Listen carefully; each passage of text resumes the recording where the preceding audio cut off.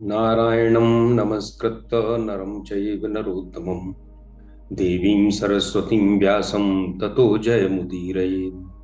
प्रपन्नपारिजाताय तोत्रवेत्रैकपाणिये ज्ञानमुद्राय कृष्णाय गीतामृतदुहे नमः।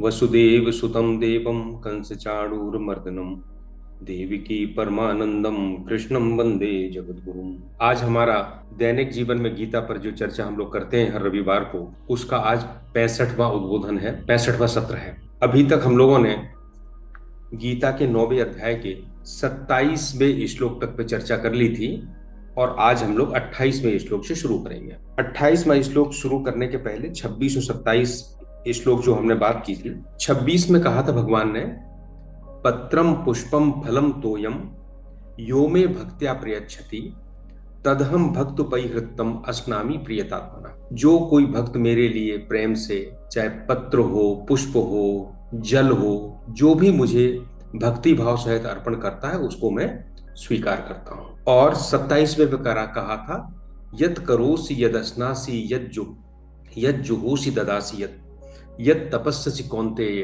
तत् कुरुष्व मदर्पणम। तुम जो भी कर्म करते हो, जो भी खाते हो, जो यज्ञ करते हो, जो दान देते हो, वो सब मुझे अर्पण कर दो। पहले में क्या कहा था, सारे पदार्थ अर्पण कर दो, पत्र, पुष्प, जल, जो भी तुम्हारे पास है। और दूसरे में कहा था, तुम जो भी क्रियाएं करते हो, खाना है, दान करना है, यज्ञ करना है, जो भी तुम्हारी दैनिक क्रियाएं हैं, उनको भी मेरे अर्पण कर दो।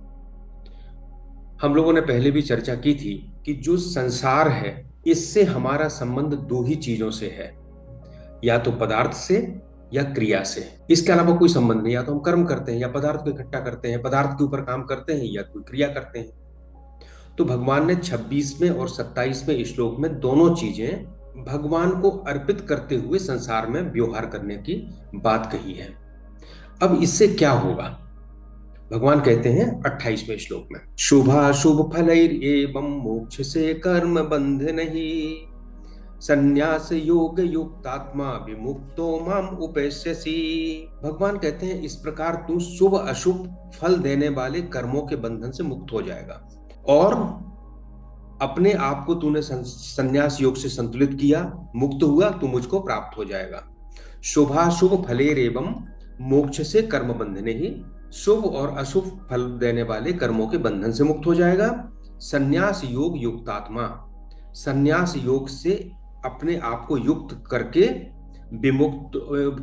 युक्त करके संतुलित होकर विमुक्तो माम उपेश्यसि, मुझे प्राप्त कर लेगा।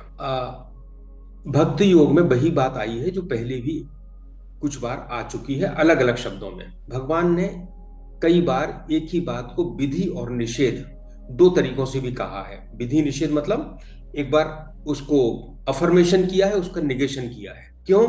ताकि वो चीज हमारे मस्तिष्क में, हमारे अंदर अच्छी तरह से स्थापित हो जाए। वही भगवान पहले भी बात आ चुकी है कि हमारा संसार से संबंध क्यों है। इसलिए है कि हम फल चाहते हैं, हम कर्म करना चाहते हैं। कर्म का जो अहंकार है और फल की जो आसक्ति है, वही हमारे कर्म बंधन के कारण है। अब जब हमने क्रिया भी भगवान को अर्पण कर दी और पदार्थ भी भगवान को अर्पण कर दिए और हम उनके एक निमित्त मात्र बन के उस कर्म को कर रहे हैं, तो जब कर्म में अहंकार नहीं है, कर्म भी भगवान आपका है, पदार्थ भी आपका है और इसका फल भी आपका है, तो फिर मैं उस कर्म बंधन से पृथक हो गया। अब ये जीवन जीने का एक तरीका है जो गीता में कर्मयोग के माध्यम से बताया गया है। भक्ति योग में वही जो कर्म है भगवान को समर्पित करना है, फल भगवान को समर्पित करना है। कर्म भक्ति योग में भगवान ही सब कुछ है। तो कर्म जो है वो सारा वाह्य है, हम शरीर से करते हैं, इंद्रियों से करते हैं, मन से करते हैं, बुद्धि से करते हैं, और उसका फल भी वाह्य होता है, अंदर का कहीं नहीं। जो हमारा अंतर है उसने तो उस फल के साथ अपने को जोड़ लिया है, इसलिए सुख दुख महसूस होता है, शुभ और अशुभ महसूस होता है, जबकि ये सब हम जो अंदर आत्मा है उससे तो सभी पृथक हैं।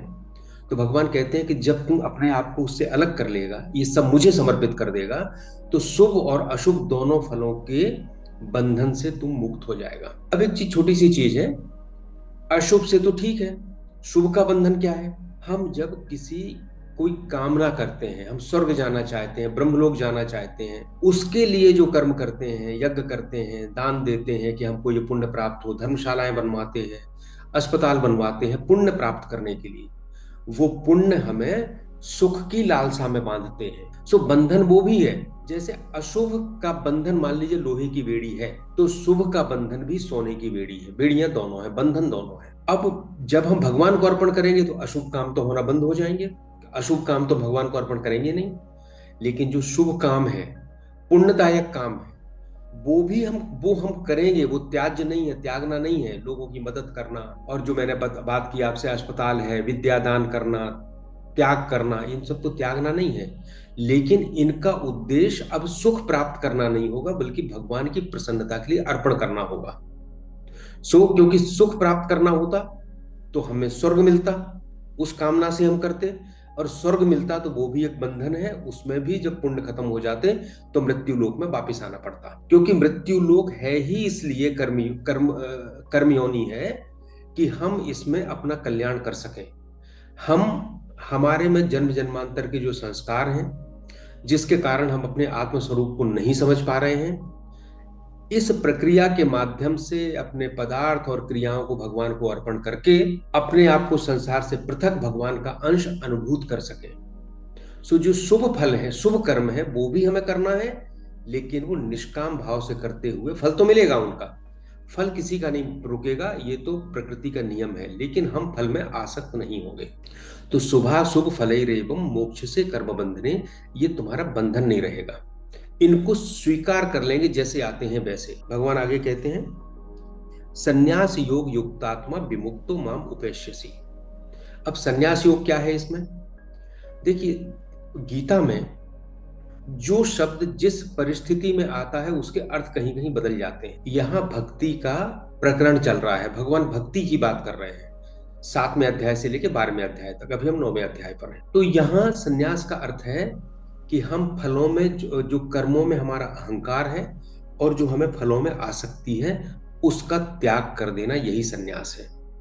और इस संन्यास को करके हमने हर क्रिया भगवान को कर दी, तो क्या हुआ? हमारा पृथक अस्तित्व भगवान से समाप्त हो गया।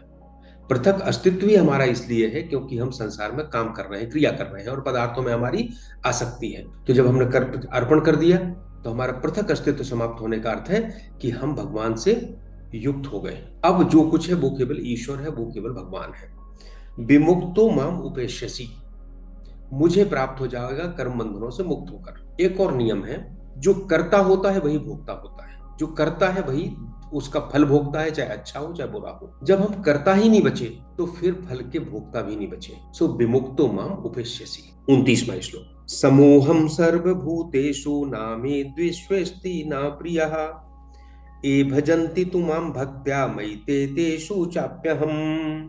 समूहम सर्वभूतेषु, मैं सब भूतों में, जड़ और चेतन में समान हूं। ना मैं द्वेष्वेस्ति ना प्रिय, ना मैं किसी से द्वेष करता हूं, ना मैं किसी को अलग से पक्षपात पूर्ण प्रेम करता हूं। ये भजन्ति तु मां भक्त्या, लेकिन जो मुझे श्रद्धा सहित भक्ति सहित भजते हैं, मयि ते तेषु चाप्यहम्, मैं वे मुझ में है और मैं उनमें हूं।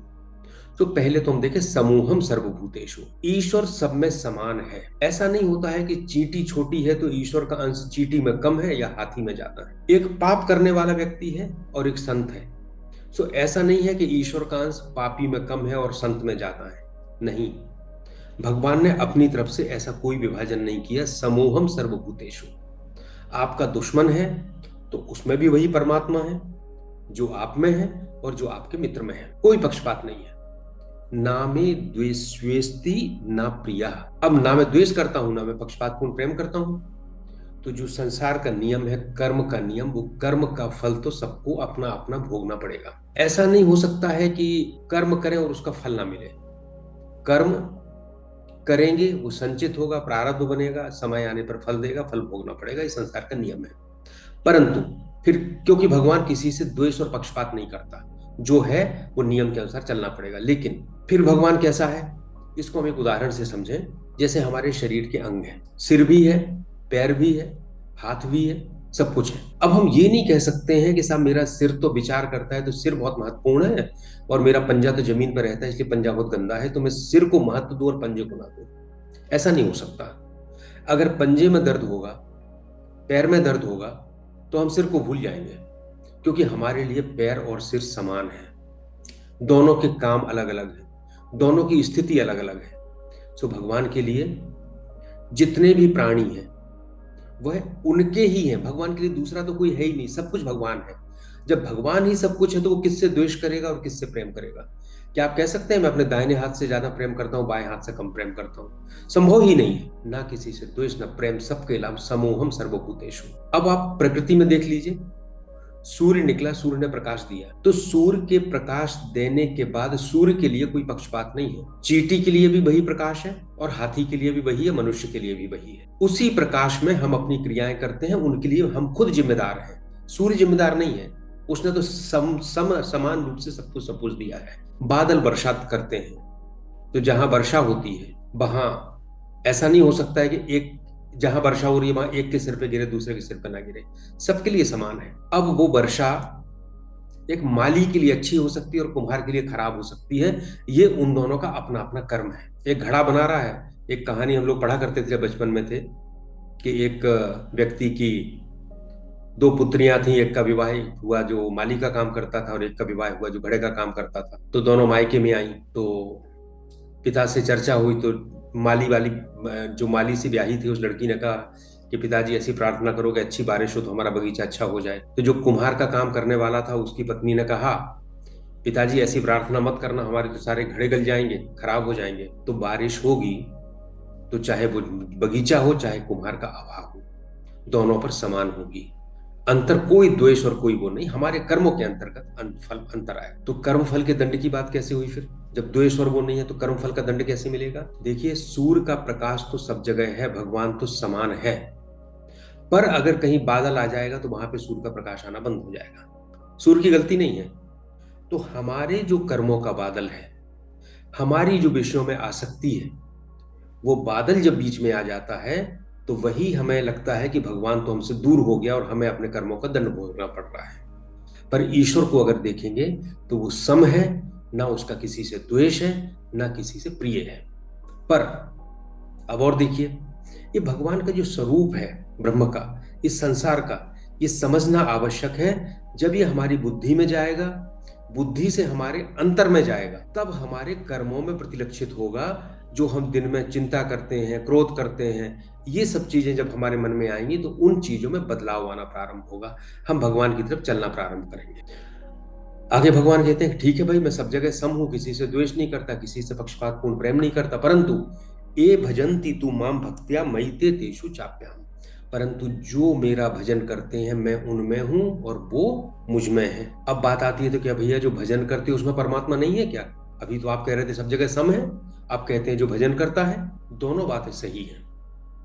देखो, समूहम सर्वभूतेषु एक तत्व की बात है। तत्व यही है कि भगवान सब जगह समान है, परंतु मयिते तेषु चाप्यहम् ये अनुभव की बात है। जो भगवान का परायण है, जिसने भगवान को, अपने कर्मों को भगवान में अर्पण कर दिया है, उसके मन में यह भाव है कि सब कुछ भगवान है। अब सब कुछ भगवान है तो स्वाभाविक है कि वो भगवान को अपने में देखता है और अपने को भगवान में देखता है। देखने की दृष्टिकोण है। दूसरा जो भजन नहीं कर रहा है, भगवान से दूर है, संसार में ही उलझा हुआ है, उसको तो याद ही नहीं। वो तो मानता है कि घर मेरा है, ये पैसा मेरा है, ये पद मेरा है, ये संबंधी मेरे हैं। तो उसका दृष्टिकोण है, वो ना भगवान में अपने को देखता है ना अपने को भगवान में देखता है। तो ये भजंती तू माम भक्त्या मयिते तेषु चाप्यहम्। हम तो सम है, भगवान किसी से द्वेष नहीं करता, भगवान किसी से पक्षपात नहीं करता, लेकिन आप जितना आगे बढ़ोगे, आपका जैसा दृष्टिकोण होगा, आप जैसा भजन करोगे, जितने पारायण होगे,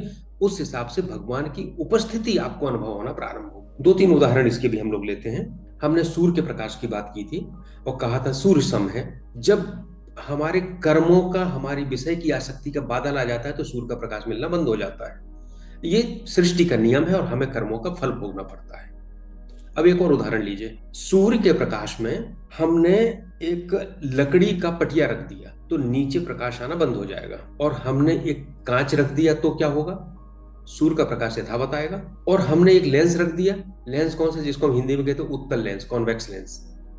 हम लोग जब प्राइमरी में पढ़ते थे, प्राइमरी या मिडिल की बात है, तो लेंस के प्रयोग कराते थे तो सूर्य की रोशनी में करते थे। फिर जो है उसकी सारी सूर्य की किरणें एक जगह एकत्र हो जाती हैं नीचे एक बिंदु पे, और बहुत गर्म हो जाता है, तो लोगों बच्चों के हाथ पे आपस में करते थे, गर्मी लगा जल चिक जाया करते थे, खेलते थे। तो सूर्य का प्रकाश तो एक ही है, लेकिन बीच में लकड़ी आ गया, बीच में कांच आ गया, बीच में लेंस आ गया, तो नीचे उसके जो प्रभाव है वो अलग अलग होने लगे। सूर्य तो एक ही है, तो जिसने जिस भाव से सूर्य को देखा, सूर्य ने वैसा रिएक्शन देना शुरू कर दिया। जिस भाव से जिसने परमात्मा को देखा वैसा हो गया।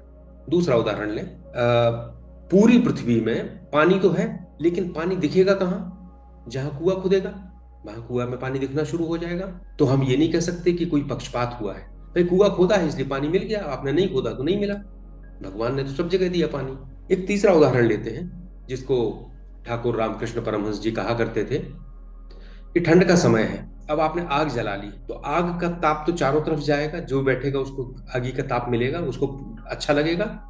लेकिन जो आग के जितने पास बैठेगा उसको उतना ज्यादा लाभ होगा, और जो आग से जितनी दूर जाएगा उसे उतना कम ताप मिलेगा, ठंड से उसका बचाव उतना कम होगा।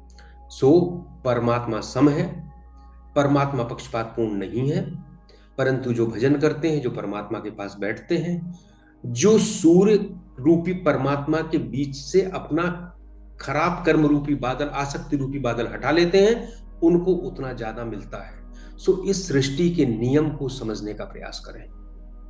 अब हम जब इसको समझ जाते हैं तो फिर हम भगवान को दोष देना बंद कर देते हैं। फिर क्या करते हैं? हम अपने कर्मों को ठीक करना प्रारंभ करते हैं, अपने कर्मों का समर्पण प्रारंभ करते हैं।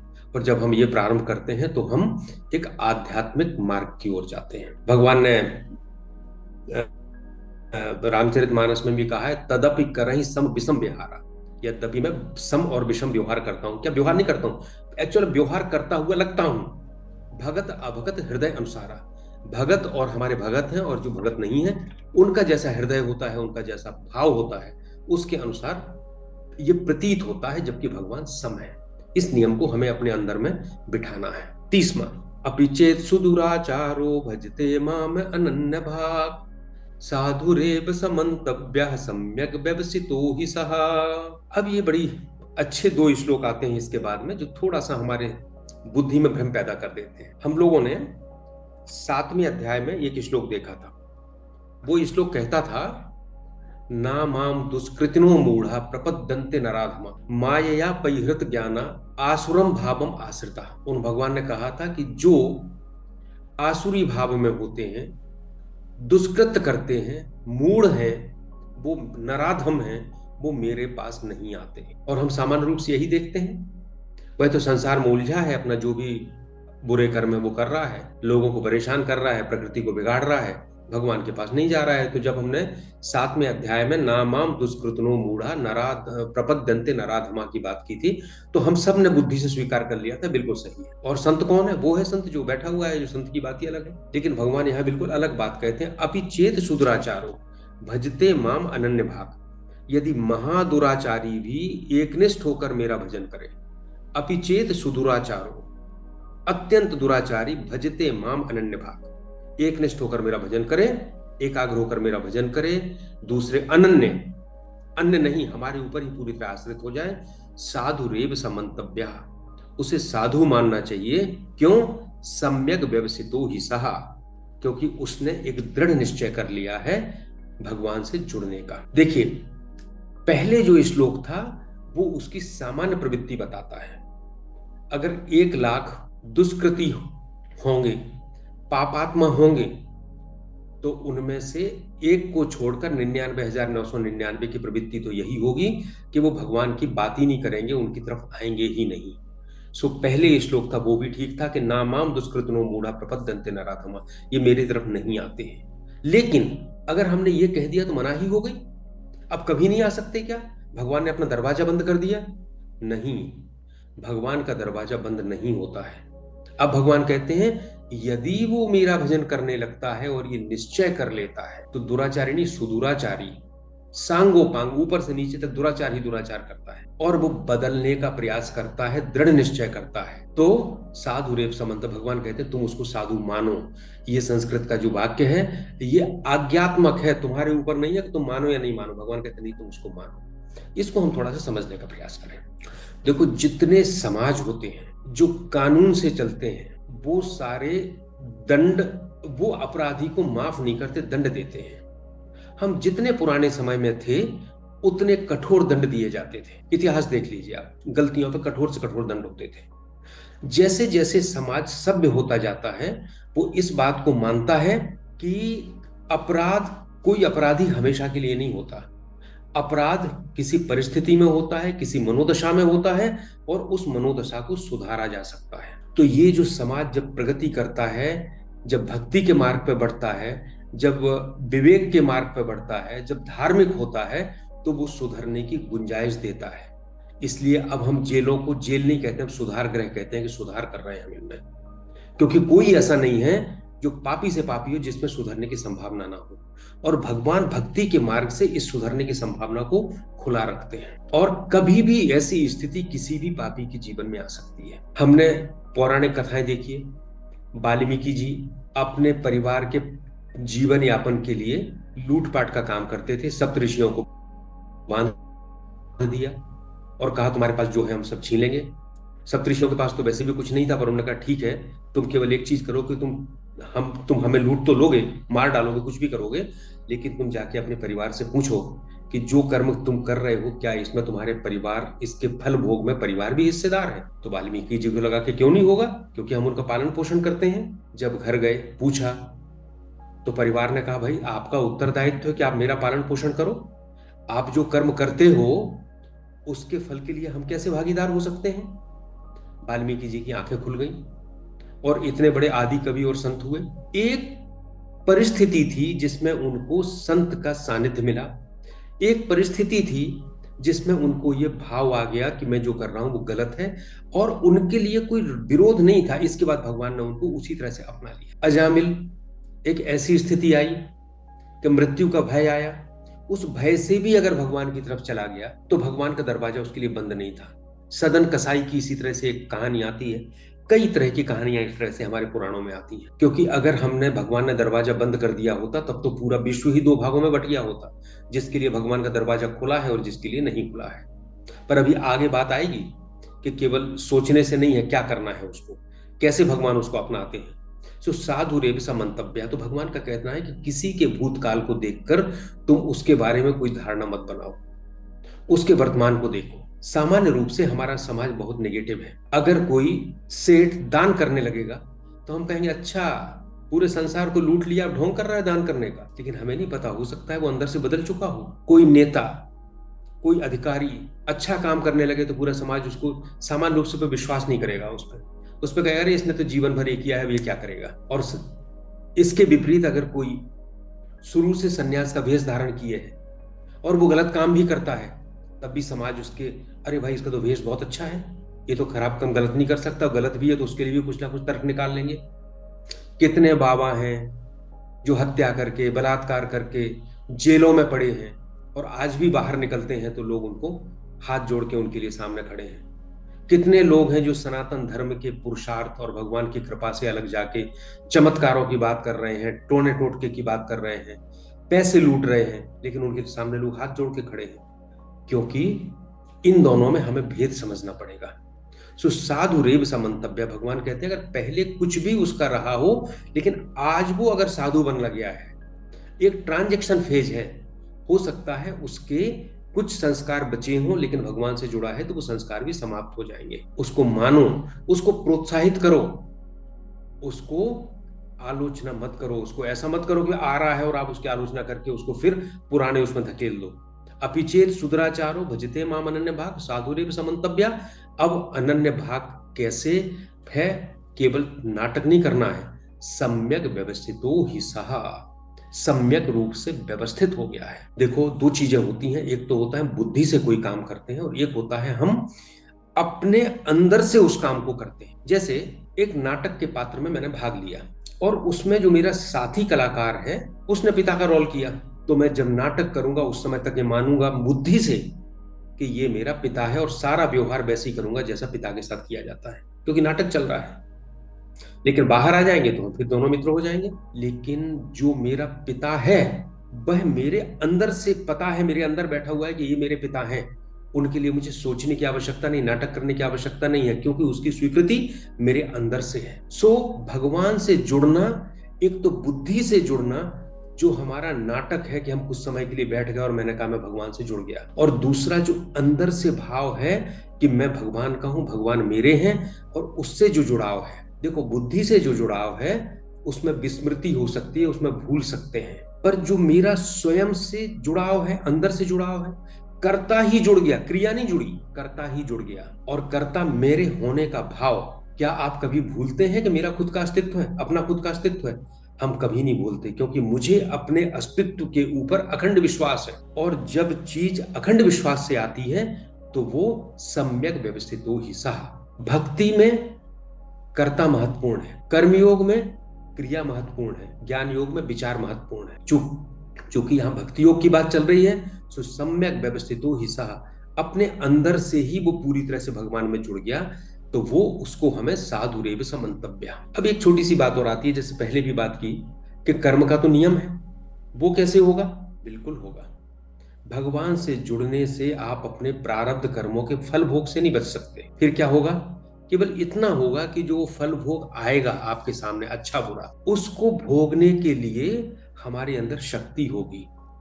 भगवान ने लिखा था ना, कहा था तान तितिक्षस्व भारत, जो भी आते हैं उनको सहन करो। वो सहन करने की शक्ति आएगी, भगवान पे विश्वास कम नहीं होगा, और इस प्रकार से जो सम्यक व्यवस्थित होकर भगवान से जुड़ता है, उसे भले वो कितना भी पापी हो, हमें उसके वर्तमान को देखते हुए साधुरेव समन्तव्य, साधु ही मानना है, प्रोत्साहित करना है, अच्छे रास्ते पर चलने के लिए मदद करना है। 31वां, क्षिप्रम भवति धर्मात्मा शाश्वत शांतिम निगच्छति, कौन्तेय प्रतिजानीहि नामे भक्तः प्रणश्यति। क्षिप्रम भवति धर्मात्मा, वह शीघ्र ही धर्मात्मा हो जाता है, शाश्वत शांतिम निगच्छति, शाश्वत शांति को प्राप्त हो जाता है। कौन्तेय प्रतिजानीहि, हे अर्जुन तू प्रतिज्ञा कर, तू दृढ़ निश्चय कर ले, नामे भक्तः प्रणश्यति, मेरा भक्त नष्ट नहीं होता है। क्षिप्रम भवति धर्मात्मा, अभी तक तो हम उसको पापात्मा कहते थे। क्यों? क्योंकि वो संसार से जुड़ा हुआ था, उसने कभी अपने आत्म स्वरूप के बारे में विचार ही नहीं किया, संसार की वास्तविकता को समझा ही नहीं, और संसार से जुड़ने के कारण ही वो जो भी दुष्कर्म थे वो कर रहा था। अब जब, चूंकि हर में परमात्मा का अंश है, तो जब वो परमात्मा से जुड़ गया, सम्यक व्यवस्थित हो गया, उसी क्षण उसका संसार छूट गया। उसमें टाइम नहीं लगता कि आज जुड़ोगे तो 3 साल बाद उसका परिणाम होगा, नहीं। आज पूजा करोगे तो अगले जन्म में जाके फल मिलेगा, नहीं। क्षिप्रम भवति धर्मात्मा, उसी क्षण उसका पूरा परिवर्तन हो जाता है। इतिहास में कितने लोग हुए हैं जिनका एक क्षण मात्र की घटना मात्र से परिवर्तन हो गया। तो एक और ध्यान रखिएगा, अभी हमने जैसे कर्ता और क्रिया की बात की थी, जब कर्ता बदल जाता है तो क्रिया अपने आप बदल जाती है, लेकिन क्रिया बदलती है तो कर्ता बदल जाए ये निश्चित नहीं है। इसको समझे, मैं धर्मात्मा नहीं हूं, लेकिन लोगों के सामने जाके पूजा करता हूं, धर्मात्मा होने का स्वांग करता हूं, तो मैंने क्रिया तो की, लेकिन कर्ता के रूप में तो मैं अधर्मी हूं, वो ढोंग हो गया। लेकिन अगर मैं अंदर से धार्मिक हो जाऊं तो क्रियाएं अपने आप धार्मिक हो जाएंगी। अंदर से प्रेम हो जाए, अंदर से करुणा हो जाए, भगवान से जुड़ाव हो जाए, अपने आप को भगवान का अंश समझने लगे, संसार को असत समझने लगे, ये भाव मन में बैठ जाए, तो जो भी अधर्म के काम है वो होंगे ही नहीं, क्रियाएं अपने आप धार्मिक हो जाए। तो क्षिप्रम भवति धर्मात्मा, अंदर से धर्मात्मा बनता है, ढोंग नहीं करता। देखो, मैं सत्य बोलता हूं किसी किसी अवसर पर, क्रिया करता हूं सत्य बोलने की, इससे मैं सत्यवादी नहीं हो जाऊंगा। क्यों? क्योंकि मेरे मन में नहीं है, वो तो मैंने क्रिया की है, कभी असत्य भी बोलूंगा। पर मेरे मन में अगर ये बात आ गई कि मुझे हमेशा सत्य ही बोलना है, कर्ता बदल गया, कर्ता का विचार बदल गया, तो फिर असत्य वो बोलेगा ही नहीं, वो सत्यवाद हो जाएगा। सो जो क्षिप्रम भवति धर्मात्मा है, ये उसके लिए है। इसीलिए संत किसी की भर्त्सना नहीं करते। अच्छा समाज दंड से ज्यादा सुधार के ऊपर बात करता है। स्वभाव, हमारे विचार, सब कुछ परिवर्तनशील है, कब किस क्षण में परिवर्तन हो जाए पता नहीं। डॉक्टर राधाकृष्णन कहते थे कि हर संत में एक पापी छिपा है, और हर पापी में एक संत छिपा हुआ है, कभी भी बदल सकते हैं। और हम ये कहेंगे कि जो भगवान के प्रति राग होता है, जो पापात्मा का राग संसार के प्रति होता है, उस राग की केवल दिशा परिवर्तित होना है। राग तो है उसके पास में, उसके मन में रस प्राप्त करने की इच्छा तो है, बस उसकी दिशा को परिवर्तित करना है। क्षिप्रम भवति धर्मात्मा। और जब ऐसा हो जाता है, शाश्वत शांतिम निगच्छति, कामना समाप्त हो गई, कर्म का अहंकार समाप्त हो गया, अपने स्वरूप का परिचय हो गया, तो जो सत्य चित और आनंद स्वरूप है, जब उससे जुड़ाव हो गया तो शाश्वत शांति, शांति तो प्राप्त होना ही है, निगच्छति। अब भगवान कहते कौन्तेय प्रति जानी ही नामे भक्ता प्रणश्यति। अब ये बड़ी महत्वपूर्ण बात है। भगवान ये नहीं कह रहे कि मैं प्रतिज्ञा करता हूं कि मेरा भक्त नष्ट नहीं होगा। वो कौन्तेय से कह रहे हैं कि हे अर्जुन, तू इस बात का दृढ़ निश्चय कर, कौन्तेय प्रति जानी ही, तू इस बात की प्रतिज्ञा कर, तू इस बात की घोषणा कर दे कि मेरा भक्त नष्ट नहीं होता। भक्ति का प्रकरण है। भगवान ने खुद क्यों नहीं कहा, खुद प्रतिज्ञा कर लेते, मैं प्रतिज्ञा करता हूं कि मेरा भक्त नष्ट नहीं होगा। कहते हैं कौन्ते तू प्रतिज्ञा कर। सो भक्ति मार्गी लोग कहते हैं कि जो प्रतिज्ञा होती है, अगर भगवान करते हैं तो प्रतिज्ञा टूट सकती है, लेकिन जब भक्त प्रतिज्ञा करता है तो वो भगवान उसको टूटने नहीं देते। महाभारत में भीष्म ने, भगवान ने प्रतिज्ञा की थी कि मैं एक पक्ष में मैं रहूंगा और एक पक्ष में मेरी नारायणी सेना रहेगी, लेकिन जिस पक्ष में मैं रहूंगा प्रतिज्ञा करता हूं कि मैं शस्त्र नहीं उठाऊंगा। अर्जुन ने भगवान को स्वीकार किया था और दुर्योधन ने नारायणी सेना ले ली थी। और भीष्म ने क्या प्रतिज्ञा की थी? भीष्म ने प्रतिज्ञा की थी कि हे भगवान, मैं आपको युद्ध करने के लिए बाध्य कर दूंगा। अब प्रतिज्ञा भगवान की भी थी और प्रतिज्ञा भीष्म रूपी भक्त की भी थी। और महाभारत में हुआ क्या? भीष्म ने इतना भीषण युद्ध किया कि त्राही त्राही मच गई और भगवान को अपनी प्रतिज्ञा तोड़ना पड़ी। और रथ के पहिए को चक्र जैसा बना के मारने के लिए दौड़े और भीष्म हाथ जोड़ के खड़े हो गए, बोले भगवान मुझे तो बस यही देखना था, आपने जो प्रतिज्ञा की है वो भक्त के लिए कैसे टूटती है। तो भक्ति कहती है कि भगवान खुद की प्रतिज्ञा भक्त के लिए तोड़ सकते हैं। और अर्जुन क्या है? अर्जुन भगवान का सखा भी है और भक्त भी है। और भक्ति मार्गी मजाक में कहते हैं कि कृष्ण ने तो अपनी कोई प्रतिज्ञा बचाई ही नहीं। माखन खाते थे तो झूठ बोल देते थे, मैंने तो माखन नहीं खाया, मैया मैंने ही माखन खायो, माखन तो खा के आ रहे हैं, झूठ बोल देते थे। कितने लोगों के साथ उन्होंने ऐसा किया, कितने लोगों के साथ उन्होंने इस तरह की नीतियां अपनाई। तो भगवान की प्रतिज्ञा की तुलना में भक्त की प्रतिज्ञा भगवान ज्यादा पालन करते हैं। तो कौन्तेय से कहते हैं कौन्तेय प्रति जानी ही नामे भक्ता प्रणश्यति, मेरे भक्त का पतन नहीं होता। पर एक चीज और देखिए, पूरे वेदांत को, पूरी गीता को आपको तर्क से समझना पड़ेगा, ये विश्वास की बात नहीं है। आपको गीता जब आप सांगोपांग पढ़ेंगे पूरे आगे से पीछे तक, हो सकता है 18वें अध्याय के श्लोक को आपको पहले अध्याय से मिलाना पड़े। जैसे हमने अभी बात की थी जब हमने शुरू का पहला 28वां श्लोक शुरू किया था कि भगवान की कौन सा था, समूहम सर्व, हाँ ये कहा था साधुरेव समंतव्य सम्यक व्यवस्थित हो ईसा, अगर दुराचारी भी आ जाए तो उसको हमने कहां से मिलाया था? 7वें श्लोक, 7वें अध्याय के श्लोक से, जिसमें कहा था दुराचारी मेरे पास नहीं आता है। इन दोनों को करके निष्कर्ष निकाला था। एक सामान्य नियम है और एक नियम ये कहता है कि जो दुराचारी है उसके लिए भी भगवान के दरवाजे बंद नहीं है। तो कौन्तेय प्रति जानी ही नामे भक्ता प्रणश्यति। अब यहां तो कहते हैं भक्त नष्ट नहीं होता, लेकिन बीच में ये आया है कि परिवर्तनशील है। हम अपराधी को इसलिए स्वीकार करते हैं भक्त बनाने के लिए क्योंकि परिवर्तन हो सकता है, तो भक्त का भी परिवर्तन हो सकता है अपराधी के रूप में। इनको जब हम दोनों को मिलाएंगे और विचार करेंगे तो हम क्या पाएंगे? पतन उसका होगा जो भगवान से नहीं जुड़ा होगा, क्योंकि पतन होने के लिए पहली शर्त यह है कि वो संसार से जुड़ा हो, तभी पतन होगा। जब संसार से जुड़ेगा तो कामना होगी, फल की आसक्ति होगी, कर्म का अहंकार होगा। जब ये सारी चीजें होंगी तभी तो पतन होगा। लेकिन अगर भगवान से जुड़ गया तो क्या होगा? भगवान में ये सारी चीजें खत्म हो गई, अब सब कुछ भगवान है, तो पतन होने की संभावनाएं खत्म हो गई। तो एक स्थिति है जब वो बुद्धि से धर्मात्मा होता है, हमें धर्मात्मा लगता है, पतन हो सकता है क्योंकि उसने जो मूल कारण है उसको अभी नहीं छोड़ा है। दूसरी स्थिति है जब भगवान से जुड़ गया, ना में भक्ता प्रणश्यति, उसका पतन नहीं हो सकता है, मैं उसकी रक्षा करता हूं। और ये घोषणा कौन करे? मेरा भक्त अर्जुन इस बात की घोषणा कर दे ताकि मेरे ऊपर, भगवान के ऊपर उस घोषणा का पालन बाध्यकारी हो जाए। 32वां श्लोक 9वें अध्याय। माम ही पार्थ व्यपाश्रित्य ये पिस्युः व्याप योनियः स्त्रियो वैश्यास्तथा शूद्रास्तेऽपि यान्ति पराम गतिम्। हे पार्थ, मैं वास्तव में मेरी शरण लेने वाले ही माम ही पार्थ व्यपाश्रित्य, जो मेरा आश्रय लेते हैं, ये पिस्यु पाप योनिया, चाहे वो पाप योनि हो, स्त्रियो वैश्यास तथा शूद्रास, स्त्री हो, वैश्य हो, शूद्र हो, ते भी यान्ति पराम गतिम, वे भी परम गति को प्राप्त करते हैं। बड़ा क्रांतिकारी श्लोक है। उतना ही हम कहें कि अगर हम वेदांत को नहीं समझते हैं तो उतना ही विवादित भी हो गया। तो हम तो वेदांत के हिसाब से लेंगे। पहले तो जो वैश्य और शूद्र वर्ण है, फिर याद रखिएगा कि गीता जाति, वर्ण, लिंग, धन, दौलत, पद, यश, इसके आधार पर किसी के साथ कोई विभेद नहीं करती है। क्यों? क्योंकि गीता आध्यात्मिक दृष्टिकोण को लेकर चलती है।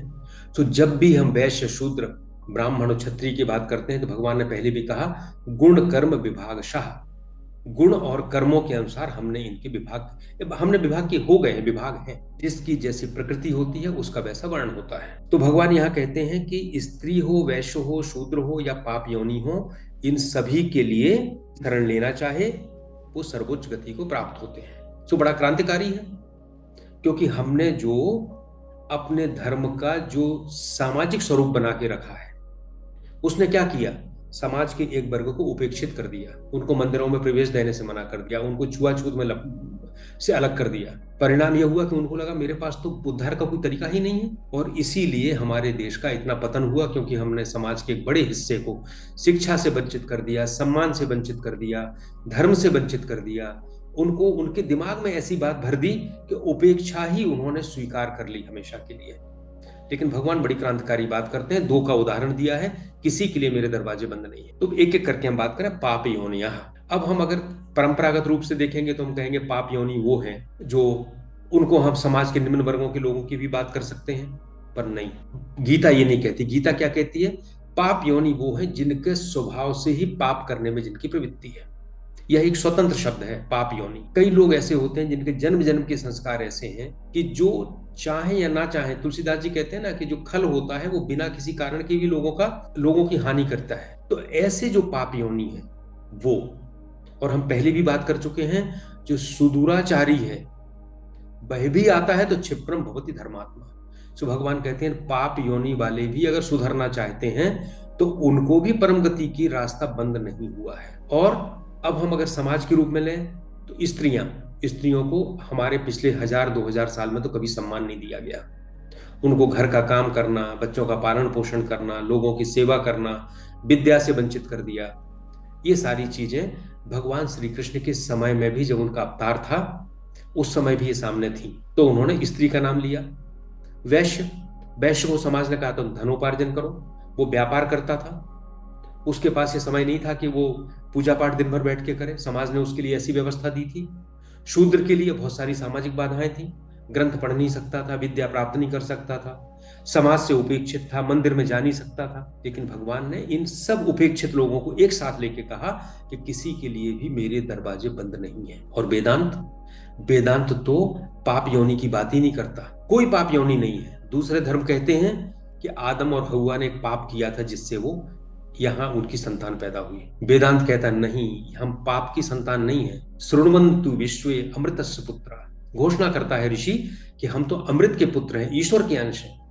तो इतने जो पवित्र हैं वो पाप योनि कैसे हो सकते हैं? सो पाप योनि को कोई भी व्यक्ति पाप योनि नहीं है, चाहे वो किसी भी वर्ण, किसी भी जाति का हो, कुछ भी धंधा करता हो, किसी भी लिंग का हो, किसी भी देश का हो, कहीं का भी हो, वो सभी अमृत के पुत्र हैं। भगवान इन सबके लिए सर्वोच्च गति प्राप्त करने की बात करते हैं। मेरी शरण लेते हैं तो सर्वोच्च गति को प्राप्त करेंगे। आप पुराणों में देखेंगे, वैश्यों में तुलाधर वैश्य, शूद्र वर्ण में कहा जाए तो विदुर, संजय शूद्र के पुत्र थे, निषाद राजगुह, वर्तमान समय में रैदास, सामाजिक वर्ण क्रम में कहीं थे, लेकिन भगवान का आश्रय लेने से ये परम गति को प्राप्त हुए। स्त्रियों की बात करें तो शबरी, द्रौपदी, कुंती और कितनी स्त्रियों का उद्धार भगवान ने किया, अहिल्या, किसी के लिए भी। और पाप योनि की ओर बात कर लें, अगर हम ये मानते हैं कि पाप करने से मनुष्य योनि नहीं, वो जानवर योनि में जाता है, कीट योनि में जाता है, पतंगा योनि में जाता है, तिर्यक योनियों में जाता है।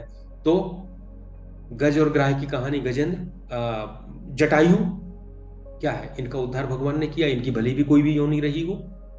तो माम ही पार्थ व्यपाश्रित्य ये पिस्यु पापयोनिया स्त्रियो वैश्यास तथा शूद्रास ते भी यान्ति पराम गतिम। पाप योनि हो, स्त्री हो, वैश्य हो, शूद्र हो, कोई भी हो, अगर वो मेरी शरण लेता है तो जैसे माँ की गोद है, तो माँ की गोद के लिए ये आवश्यक नहीं है कि कोई विशेष बच्चा ही माँ की गोद में जाएगा। जितने बच्चे होंगे सबके लिए माँ की गोद हमेशा खुली हुई है। 33वां श्लोक 9वें अध्याय का। किम पुनर्ब्राह्मण पुण्या भक्ता राजर्षयस्तथा अनित्यम असुखम लोकम इमं प्राप्य भजस्व माम। किम पुनर्ब्रह्मण पुण्या, फिर पुण्यमान ब्राह्मण भक्ता राजर्षयस तथा, और भक्त निष्ठावान राज ऋषियों का तो कहना ही क्या है। अनित्यम असुखम लोकम, इस अनित्य सुख रहित संसार में को इस शरीर को प्राप्त करके इमं प्राप्त भजस्व माम, तू मेरा भजन कर। फिर से एक बार भगवान ने आदेश दिया है, मेरा भजन कर। जैसे वहां कहा था ना कि धर्मात्मा मान, वैसे कहा मेरा भजन कर। अब अभी तक भगवान ने, आपने देखा होगा, दो लोगों की बात की थी, दुराचारी की बात की थी, पापी योनि की बात की थी, स्त्री वैश्य शूद्र सबकी बात की थी। अब वो कहते हैं कि समाज में जिन लोगों को वर्ण क्रम में ऊपर रखा गया है, सामाजिक व्यवस्था का अपना सत्य है, उनकी प्रकृति वैसी है, ऐसा ब्राह्मण और राज ऋषि। राज ऋषि क्या है? जिसके पास पैसा भी है, पद भी है, शक्ति भी है, लेकिन अंदर से वो ऋषि है। और हम जनक को राज ऋषि कहते हैं, जो अपना राजपाट चलाते हुए भी अंदर से संत थे, उससे असंपृक्त थे, उससे अटैच नहीं थे, आसक्ति नहीं थी। तो भगवान कहते हैं कि भगवान ने एक चीज और कही थी कि अगर हम साधना करते हैं और साधना अधूरी रह जाती है तो हमको ऐसे स्थानों में जन्म मिलता है जहां पे साधना के लिए अनुकूल परिस्थितियां पैदा हो। योगियों के घर में, श्रीमंतों के घर में जन्म मिलता है, जहां से हम अपनी साधना आगे बढ़ा सकें। तो वो कहते हैं कि अगर भगवान ने हमें जन्म से ही अच्छा परिवार दिया है, बहुत सी चिंताओं से मुक्त कर दिया है, तो इसलिए कर दिया है ताकि हम जिस कल्याण के मार्ग पर पिछले जन्मों में बढ़ रहे थे उस पर हम आगे प्रगति करें। ब्राह्मण की रुचि हमें दी है, इसका अर्थ है हमें अध्ययन करने के लिए बुद्धि दी है, उस बुद्धि में धारण करने के लिए, ज्ञान धारण करने के लिए हमें शक्ति दी है। अगर हम ऐसे हैं, पूर्व जन्मों का ऐसा चला आ रहा है, तो फिर तो कहना ही क्या है। जब हम किसी को नहीं छोड़ रहे, दुराचारी और पाप योनि के लिए भी दरवाजे खुले हैं, तो ये तो बहुत ऊपर है, इनके लिए तो बात ही क्या कहना, इनका तो आधार ही बना हुआ है पहले से। तो यहां तक कह के भगवान कहते हैं अनित्यम असुखम लोकम इमं प्राप्त भजस्व माम। इस शरीर में, इमं लोकम, ये शरीर मेरा जो है, ये लोक मेरा है। भगवान ने कहा था, एक बात याद होगा आपको, दुखालयम अशाश्वतम, यह शरीर, यह संसार दुख का घर है और अनित्य है, खत्म होता है, नष्ट होता है, अशाश्वत है। परंतु इसी शरीर में एक संभावना है कि मैं इस मानव शरीर में अपना कल्याण कर सकूं। तो भगवान कहते हैं तुम इस अवसर को जाने मत दो, भजस्व माम, मेरा भजन करो। भजन केवल, भजन का एक तो जो माला लेके करते हैं वो एक रूप है, लेकिन भगवान को भजना, भगवान के परायण होना, अपने कर्म भगवान को अर्पित करना, शुभ कर्म करना, शास्त्रोक्त कर्म करना, अपने कर्तव्य कर्म को अनासक्ति भाव से करना, ये सारी चीजें मैं समझता हूं भजन के अंतर्गत आती हैं। तो अगर हम 30वें से लेकर 9वें के 30वें से लेकर अगर हम ये 33वें तक का देखें, तो भगवान ने सभी के उद्धार की बात कर दी है। दुराचारी पाप योनि की भी बात कर दी है, यानी वो आचरण है उनका। तो आचरण भी अगर है तब भी उसके लिए दरवाजे खुले हैं। स्त्रियों की बात कर दी, कोई लिंग भेद नहीं, किसी भी लिंग में पैदा हुए हों। फिर भगवान ने चारों की बात कर ली है, वैश्य शूद्र ब्राह्मण और क्षत्रिय, वर्ण का कोई अर्थ नहीं, उनके लिए भी दरवाजे खुले हैं। तो जो भक्ति है, भक्ति के सब अधिकारी हैं, केवल उनको सम्यक व्यवस्थित हिस्सा निश्चय करना है, आगे बढ़ना है, अपने आप को बदलना है। और इसके बहुत उदाहरण हैं बदले के, जिसमें कई लोगों ने अपने जीवन को बदल लिया। रामचरितमानस की बात करें, भगवान शबरी से कहते हैं, कहे रघुपति सुनी भामिनी बाता, मानहु एक भगति करत नाता। मैं केवल भक्ति का ही नाता मानता हूं। जाति पाति कुल धर्म बढ़ाई, धन बल परिजन गुण चतुराई, भगतहीन नर सोहई कैसा, बिनु जल बारिद देखिए जैसा। भले उसके पास जाति है, पाति है, कुल है, धर्म है, धन है, बल है, परिजन है, सब कुछ है, लेकिन अगर भक्ति नहीं है तो वो वैसा ही बादल है जिसके पास कोई जल नहीं है। और पहले कहा, कह रघुपति सुनी भामिनी बाता, मानहु एक भगत कर नाता। मैं केवल एक भक्ति का ही नाता मानता हूं और कोई पक्षपात मेरे पास नहीं है, सब जगह सम हूं, जो जिस भाव से आता है मैं उस भाव से उससे मिलता हूं। आग के पास बैठता है तो ज्यादा ताप मिलता है, दूर बैठता है तो कम ताप मिलता है। हम लकड़ी बन जाते हैं तो सूर्य का प्रकाश नहीं आता है, कांच बन जाते हैं तो प्रकाश आता है, और लेंस बन जाते हैं तो एक बात सकेंद्रित हो जाता है। अलग अलग जैसा है, लेकिन सूर्य सब जगह सम है, भगवान सब जगह सम है। आखिरी है 34वें अध्याय का, 9वें अध्याय का 34वां श्लोक।